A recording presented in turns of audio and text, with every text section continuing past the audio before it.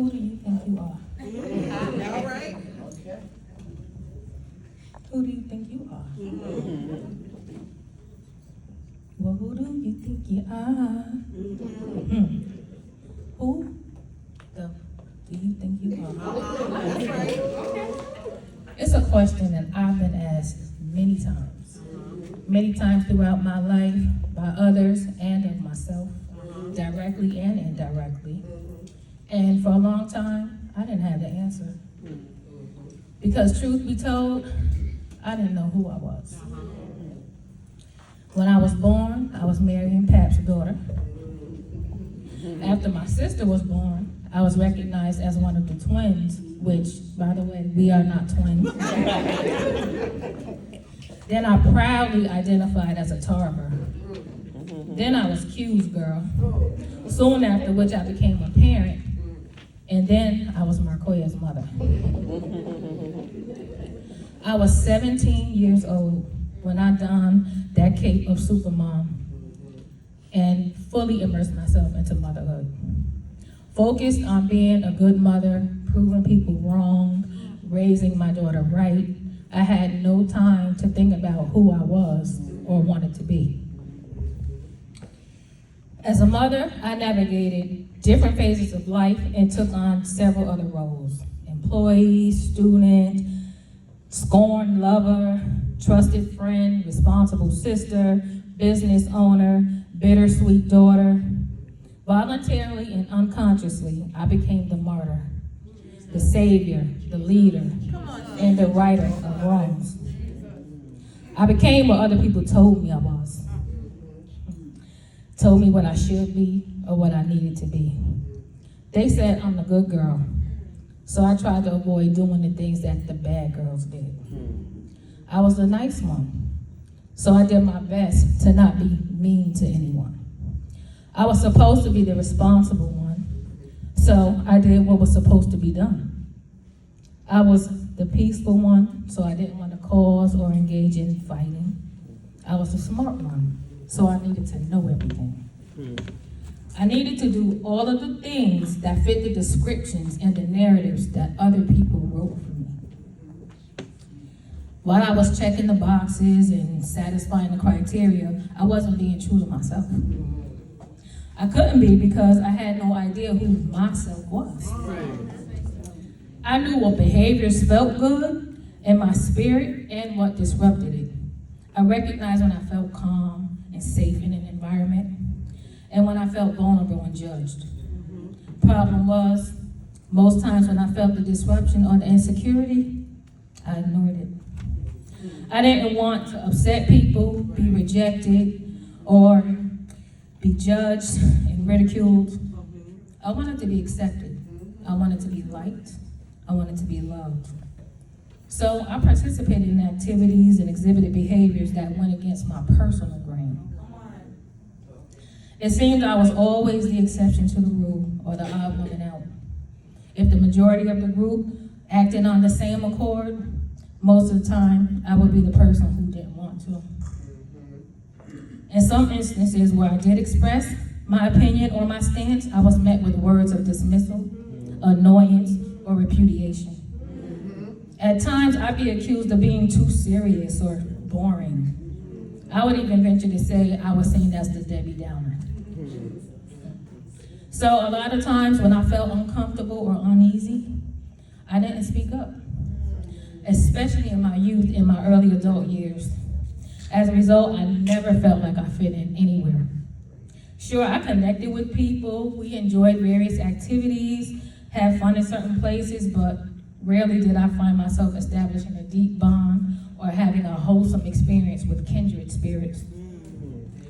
I recall a time I was sitting in my car outside of a bar where everybody went. And one of my former classmates, she saw me as she came out of the bar, and she was like, "Girl, what are you doing down here? You don't belong here." And I was like, "Girl," but she was right. She was right. I didn't belong there, not because she said so, but because it wasn't a place I would have elected to go on my own. It was a place I went only because that's where everybody else would go. Now, I'm not blaming anyone for my behavior or anything I've ever done. I take full accountability and responsibility for my choices. Peer pressure is a mug, though. We gotta give credence to its power. However, the ultimate decision is yours to make. And these are the reasons I made some of mine. Other people's thoughts and opinions about me held more significance than my own. Believing they knew what was better for me or what was best for me was a system I adopted early on in life. It was a belief system I didn't even know was set, let alone realize I was following it. Assigning more value to someone else's point of view became second nature to me. I was well into adulthood when I became aware of just how ingrained the feeling of insignificance was in my soul. I learned that this seed was planted soon after I was born, before I even left the hospital. You see, my mother decided on a unique name for me. A name that at first glance, it looks more complicated than it is. A name that sounds intricate, but it flows easily off the tongue. A name that you won't see on any list of popular baby names. A name that upon hearing, someone else thought that was too much.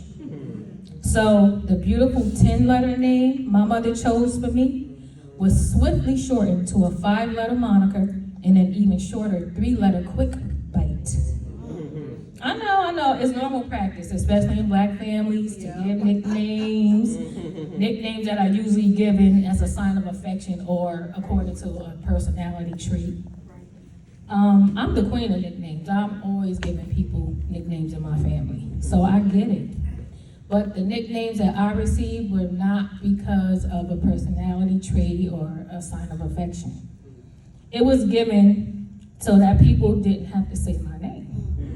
It was a sign so that it will make it easier for people to call me out. It made it easy for others to discount the special name my mother chose for me.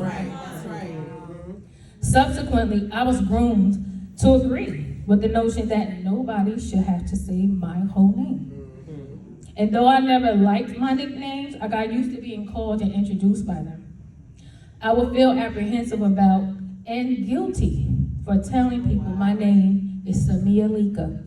It's not Sam, it's not Sammy, or Samantha. But imagine that, feeling guilty for telling people to call you by your name. Because who do you think you are? That seed of insignificance was watered by many experiences in my life and magnified by my actions, choices, and behavior. Over time, that internalization led to me feeling like an invisible person. Sorry.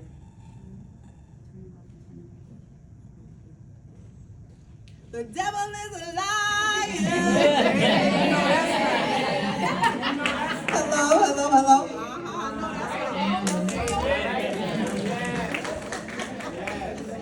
That seed of insignificance was watered by many experiences in my life and magnified by my actions, my choices, and my behavior. Over time, that internalization led to me feeling like an invisible person. I look in the mirror and not identify with the reflection I saw. That woman wasn't giving. She wasn't giving sexy, intelligent, witty, fun, confident, beautiful, and wealthy, like the woman that existed in my mind. I felt like an insider looking out. I didn't have a voice nor presence. Words would literally get stuck in my throat. Like I would want to say something and it just wouldn't come out. My fear wouldn't release them. Outside noise constantly drowned out my desires and my dreams. And I was accustomed to go along to get along. Which is what happens when you're not clear about who you are or who you want to be. My God. You tend to travel the paths that other people forge for you. Whether it's your parents, your teacher, your mentor, your celebrities, neighbors, friends, relatives, Other people's ideas of who you are or who you should be can easily replace your own when you're not solid in your own foundation. That's right. Trying to live up to the hype and the expectations of what others thought I should be wreaked havoc on my emotional, mental, and physical well-being. I made heartbreaking decisions that cost me time, money, dignity, and self-respect. A cloud of depression enveloped me, and at different points of my life, Take your time. Yeah. Take your time. I was All suicidal. right. Take your time. It wasn't for my daughter. I don't know. I would be here right now. Take your time. As I battled with depression, I steadily gained weight, reaching my heaviest of 252 pounds. Yeah. But it was ironic that although my physical being was bigger, I took up less space in the world. I literally felt myself shrink in the presence of people that I thought were better than me. Despite being a vocal champion and defender of my loved ones, I couldn't find a voice for myself. I could not advocate for myself. I did not view myself as being worthy of more, being worthy of better. I wasn't even worth the effort to try to be the woman that lived inside my head. Because who do you think you are? It wasn't until I addressed my mental and emotional health that I began to shed the pounds and along with the weight of other people's ideas, opinions, and expectations. Realizing that most of my life experiences were predicated on what people around me chose, decided, and curated for me. That was the first step in discovering who I am and who I wanted to be. I embarked upon a journey the world has. I recalculated my worth according to the God-given love and light I emanate in this world. I recalibrated my mind by applying lessons learned, seeking and gaining valuable information, and heeding sage advice.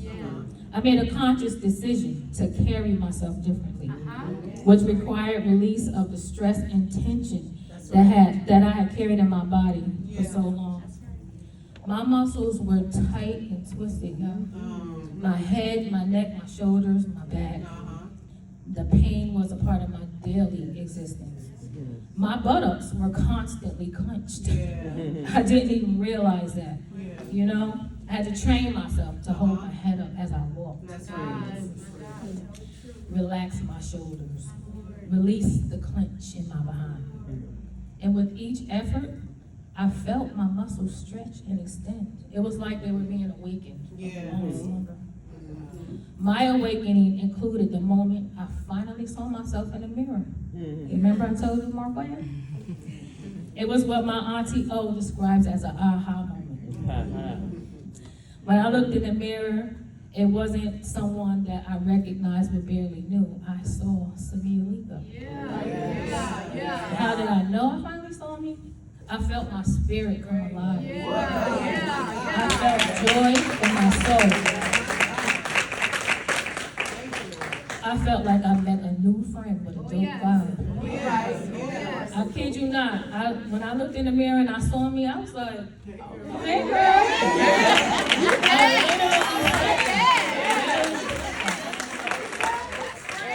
And this happened less than 10 years ago. Come on. So for most of my life, not only did the world not see me for who I really am, neither did I. People around me couldn't do for me what I needed to do for myself. And that was to show up as the real me. I've learned that to know yourself, see yourself, love yourself, and be yourself is crucial to living your best life. Your best life. Not your mother's, not your father's, your sister, your brothers, not your homegirls, your colleague, favorite celebrity, or friend. Because we are all skilled, talented, blessed, and gifted in ways that are unique to us. The world misses out on you when you're not who you are supposed to be. My God. That's a word. It is imperative to stand on your own feet, 10 toes down, and walk in your own power. The strengthening of my soul's core has been slow and steady. I'm still reminding myself to hold my head up, relax my shoulders, unclench the behind. You know, I'm still reminding myself. And while I consider myself to be a late bloomer, at my big age, listen, it's better late than never. Progress is key. And I am much better than I used to be, and closer to my ideal self than I've ever been. Being secure in who I am and knowing what's best for me makes it easier to set my own standards, regulate the energy around me, and protect my peace. It's an ongoing journey and daily challenge to make the optimum decisions for myself. However, if you ask me the question now, who do you think you are? I can truthfully tell you. I am popularly known as Sammy. Some call me Sam, others call me Samia. I am self-monikered as Black Butterfly, shortened to B.Fly. The wind beneath my wings, they call me Ma, Mother, or Gita. I am a daughter who reveres the marvel who is my mother.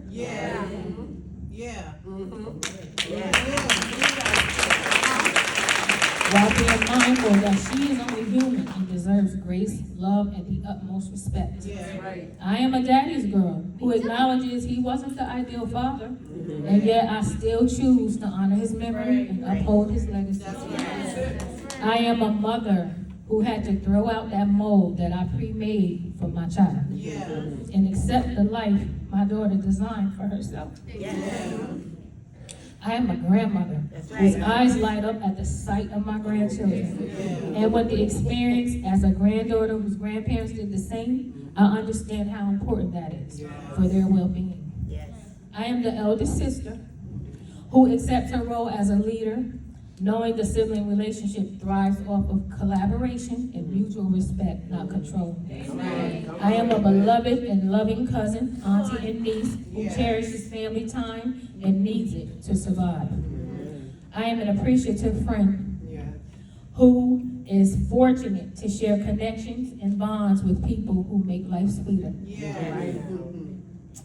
I am a loyal lover with a history of more losses than scores, but my heart is still in it to win it. I am a teacher with a duty to enlighten, and I'm a student who loves to learn. I am an educator, writer, peacemaker, speaker, influencer, and conversationalist whose mission is to add value to the people and the parts of the world I touch. I am a Black woman who prefers pumpkin surprise over sweet potato pies. If you know, you know. I am full-figured with dark skin, kinky hair, a big nose, a large forehead, battle scars, stretch marks, and a few missing teeth. I am a single woman who has never been married or even engaged, yet I have my wedding planned and my vows written. All right. I am love. A giver of love, receiver of love, a product of love, and the love I seek to find. I am a pain reliever, a remedy, an answer to someone's prayer. I am worthy. With every blemish, with every flaw, bad decision, wrong choice, big or small mistake, I am worthy of the finances, relationships, connections, and experiences I desire. I am a spiritual being having a human experience, which presents each new day with opportunities to appreciate my blessings, break toxic patterns, and set new traditions. I am a child of God who wants to live. Though I still find myself in the valley at times, I know I'll get up out of it because now I know who I am and whose I am. I am the daughter of Mary Coleman and Charles Tarver Sr., magnificently named Sameialika Tarver. That's your name.